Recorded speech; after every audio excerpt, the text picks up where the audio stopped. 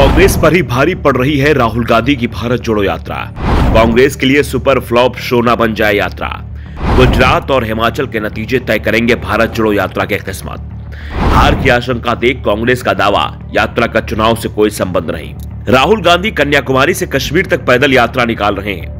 इस समय उनकी यात्रा राजस्थान में है और जनवरी फरवरी में कश्मीर पहुंच जाएगी। राहुल गांधी दावा करते हैं कि भारत जोड़ो यात्रा का राजनीति से दूर दूर तक कोई लेना देना नहीं है, लेकिन जिस तरीके से कांग्रेस इस यात्रा पर प्रचार कर रही है उससे इसका मकसद साफ दिख रहा है। राहुल गांधी कांग्रेस को मजबूत करने के लिए यात्रा निकाल रहे हैं, लेकिन यात्रा निकालने का असली मकसद पूरा होते नहीं दिख रहा है। पार्टी के दिन बदले, इसके लिए राहुल गांधी सड़क पर पसीना बहा रहे हैं। एक एक दिन में 40 किलोमीटर चल रहे हैं। खुद तो चल ही रहे हैं, पार्टी के दूसरे नेताओं को भी चला रहे हैं, जिसमें उनका दम फूल रहा है। पार्टी के दिन बदले, इसके लिए पार्टी का मुखिया भी बदल गया।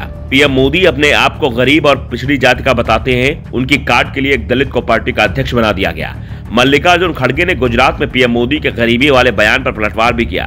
तुम्हारी तो चाय लोग भी पी लेते हैं, मेरी तो चाय भी कोई नहीं पीता।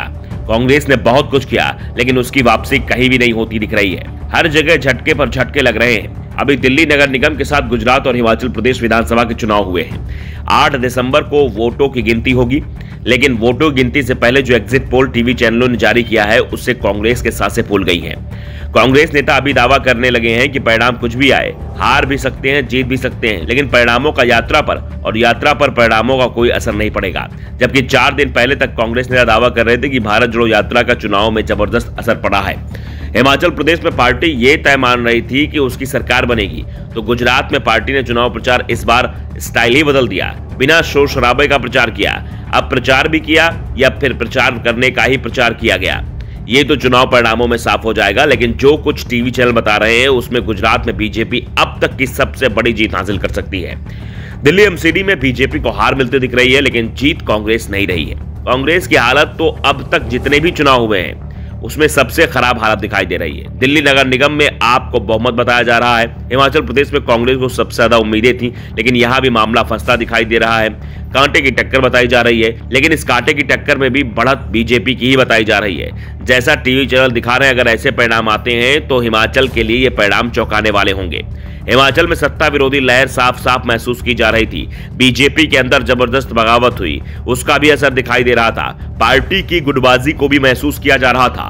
इतना सब कुछ होने के बावजूद भी अगर कांग्रेस को बहुमत नहीं मिलता तो साफ है पार्टी की रणनीति में बड़ी कमी रह गई है। सबसे बड़ी बात तो यह कि राहुल गांधी ने हिमाचल प्रदेश में चुनाव प्रचार ही नहीं किया था। राहुल के हिमाचल न जाने पर सवाल भी उठाए जा रहे थे। अनुराग ठाकुर ने तो यहां तक दावा कर दिया था कि राहुल और प्रियंका के बीच मतभेद पैदा हो गए। प्रियंका हिमाचल प्रदेश में जमकर प्रचार कर रही थी, इसलिए राहुल गांधी ने हिमाचल में प्रचार नहीं किया।